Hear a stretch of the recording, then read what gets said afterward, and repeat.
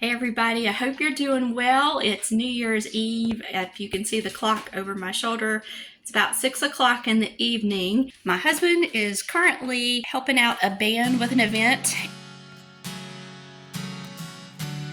He will be getting home probably after 10, so we're looking at 4 hours. It's already dark outside. Using one of my Christmas gifts here that my husband got for me, and I'm going to be replacing this ceiling fan. I've already laid out all of the parts to the new ceiling fan that I got for him last Christmas. Never got around to installing it. Tonight I'm going to see if I can do it in 4 hours. He has no idea that I'm doing this as part of this year's Christmas gift. That's why I'm not at the concert. The first thing I got to do is get this one uninstalled.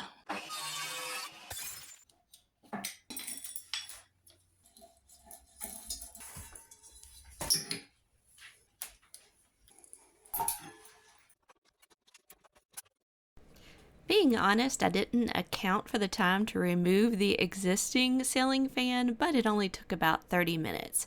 When you start the project, it should be about right here with just the electrical box. I hope you can see me and the hole. It's kind of hard to line everything up here, but I'm going to put the mounting bracket in. That's the first step. I'm going to be using my existing hardware. It's on my box here. All of this should already be there if you had a fan prior to installing this one.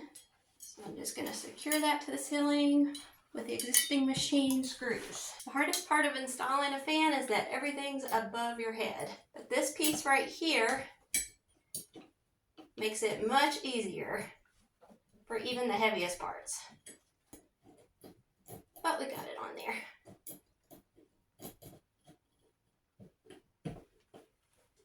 Once you have this bracket up here, it's going to do all the heavy lifting for you. Just make sure it's nice and snug and tightly fit to the ceiling. Looks good. Up in the ceiling above this, in the rafters, there's a brace. So this does have a support. Your ceiling fan will definitely need a support. So if you're reinstalling, there should be one there, but you might want to go up there and check, because if not, sheetrock is not going to hold a fan. You need it in the studs with a brace. On the ceiling fan assembly, I have 2 options for down rods. Our ceilings are only 8 feet tall, so I'm going to go ahead and use the shorter one. So I'm going to have to take out the screw, remove this one from the pin, and then install the shorter down rod. Once I take that screw out, the whole assembly comes apart like that, so I can remove the pin. All right, so it has this little sleeve on here. You want to line up the big holes with the big holes. And I'm going to stick this little pin all the way through the center, out through the other side. Inside there, it goes all the way through. There's 2 little grooves in there for the pin to slide into. It fits right into those grooves. And now I can just put the screw in there, screw that in, and I'll be good to go. I will mention that in most applications there's a grounding wire, that's the green wire, and there's a place for that little grounding screw and that wire to go on the one that you switch it out with. If you have ground in your house, you definitely want to do that. If you're grandfathered in and you don't have a ground to connect to, it's still a good idea to keep that on there in case you ever upgrade your electrical systems and wiring and you're able to ground that in the future. And this little piece right here that we just assembled is the reason that even a lady, even a younger lady than me, could put a ceiling fan up themselves, because this does all the heavy lifting for you. As long as you have this part assembled correctly, it's going to hold the weight of the ceiling fan. You still have to hold your hands above your head, but you're not lifting and holding all of the weight in the fan. I'll show you how that works. I have to attach this to the motor, and the motor part is the heaviest part. This would probably be 15 to 20 pounds, but I'm able to lift it pretty comfortably. But I'm not going to have to hold it once I install this ball to go up on the bracket. I'll show you what I mean. All right, with the motor assembly, you have all of these nice wires, and this is way more wire than I will ever need to reconnect this to the existing electrical. I'll take my wire snips and snip them. I like to snip them around 10 inches. That gives me enough to play with. Say about right there. At least 8, no shorter than 8. But all of this you can keep for future electrical projects. You won't be needing it for this. That's way too much. And now I'm going to feed on the assembly that I just put together. This right here. You have to choose a side to run the wires through with the threads going down. In my case, I'm going to go to the left because that's just the side that they want to go through. All right, so all three of those wires are coming through. Pull it all the way down. I'm going to thread that on. Make sure you're not cross threading. You want to make it nice and level until it stops. Keeping the thread straight up and down. There we go. As tight as you can get it by hand. There's no reason to use any tool at this point.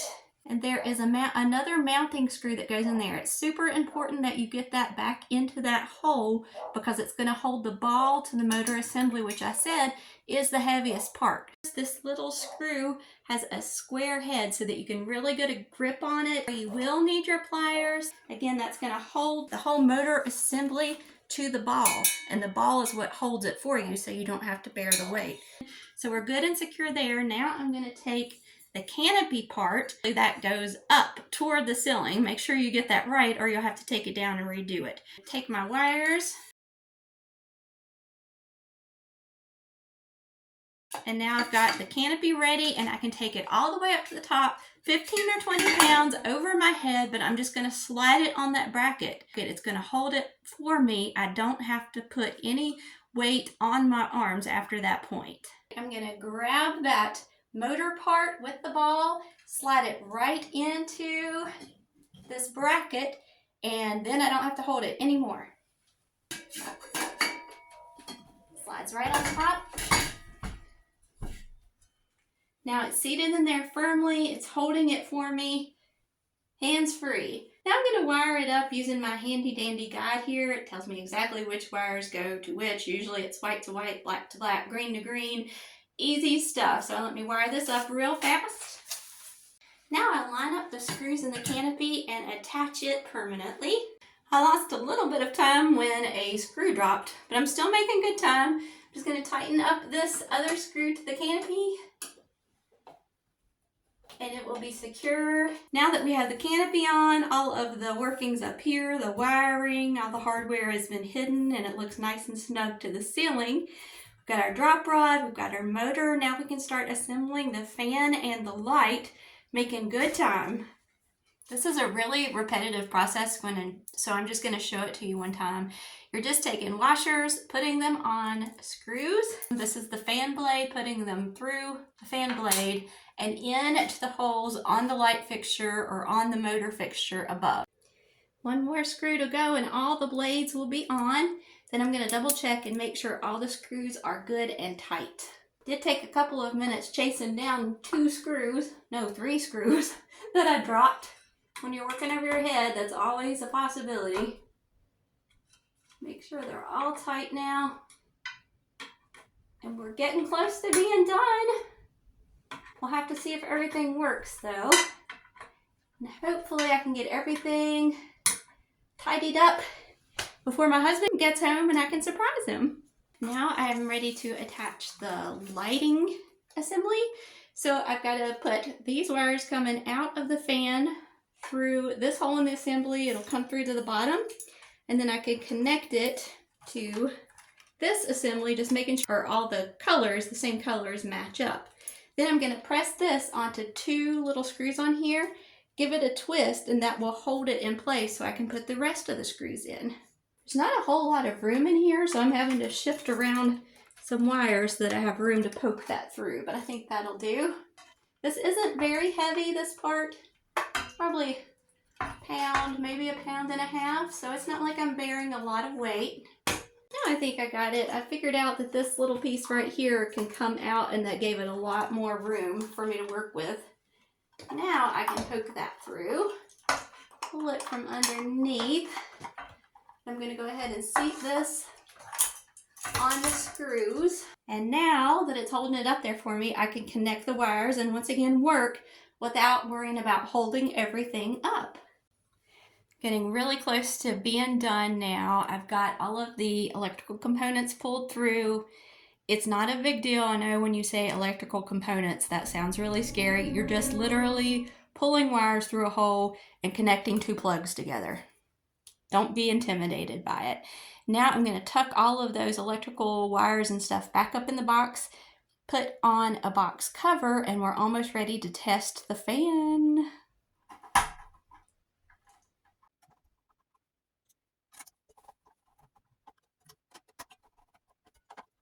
Okay, I think it's time to test the lights and make sure the fan is working. So I'm going to have to turn the electricity onto the fan.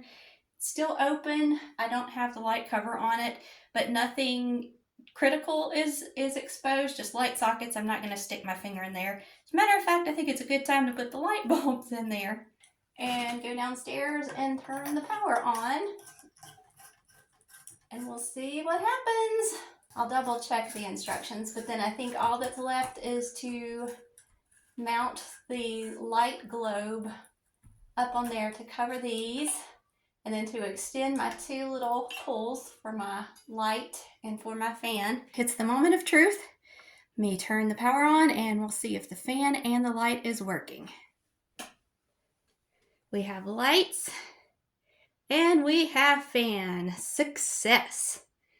Now, put on the globe, put on the extenders, clean up the mess, and call it a night.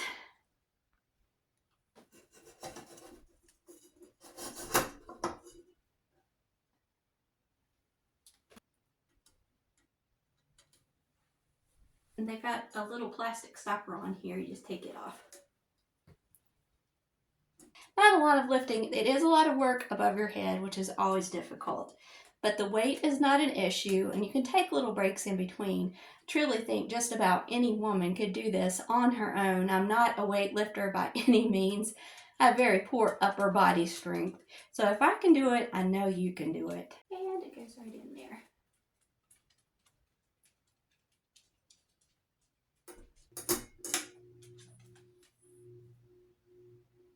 All right, made sure that the one for the light is on the light. Made sure the one for the fan is on the fan. This room will never be overly warm again. Now let's go check the time. Walk with me. Still New Year's Eve. I've heard a few fireworks out there. And it looks like, I'll turn you around and you can look over my shoulder. 5 after 9. So a little over 3 hours, but I did have some issues dropping screws and chasing them around.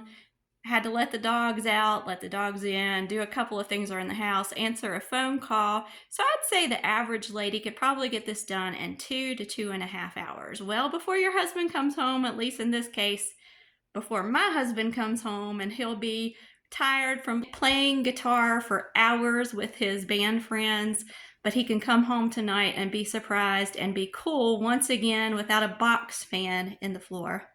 Thanks so much for joining me. Be sure to like and subscribe. I try to put out new content every week. This was a lot of fun playing Beat the Clock. And yes, a lady can install a fan by herself.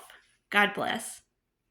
If you're interested in knowing more about the band that my husband's helping out with, the name is Day of Rest, and I'll put a link to their YouTube channel and you can see some of their videos in the comments. Thanks for joining me. God bless.